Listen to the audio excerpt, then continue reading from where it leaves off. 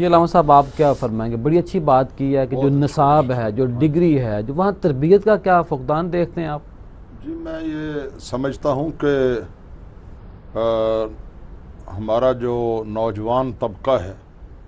اگر وہ کامیاب ہونا چاہتا ہے تو میری ان سے درخواست ہوگی کہ وہ اللہ کے قرآن سے اور کملی والے کے فرمان سے اپنا رشتہ قائم کریں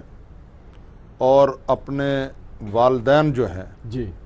ان کی بھی جو قرآن و سنت کے مطابق ہدایات ہیں ان پر عمل کریں اور والدین کے قریب سے قریب رہنے کی کوشش کریں، صحیح، کیونکہ والدین ان کو کبھی غلط مشورہ نہیں دیں گے، اور بڑے لوگ جو ہیں، بزرگ ہیں، علماء ہیں اور نیک لوگ ہیں، ان کی صحبت اختیار کریں۔ صحیح، برے لوگوں کی جو صحبت ہے وہ برائی سے بھی بدتر ہے، اور اچھے لوگوں کی جو صحبت ہے وہ اچھائی سے بھی بہتر ہے، ماشاءاللہ، اور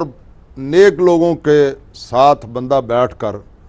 نیک بنتا ہے اور برے لوگوں کے ساتھ بیٹھ کر بندہ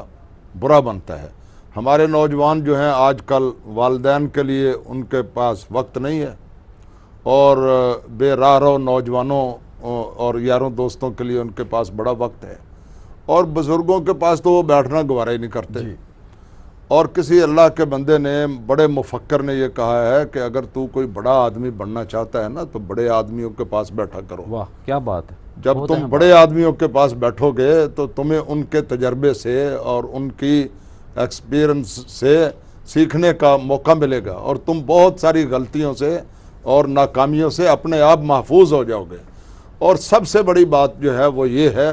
کہ ہمارے پاس رب کا قرآن ہے، ہمارے پاس اسوہ رسول ہے، ہمارے پاس صحابہ کرام اور اہل بیت اعظام کی مبارک اور مطہر زندگیاں ہیں۔ ہمارے نوجوانوں کو ان کا مطالعہ کرنا چاہیے،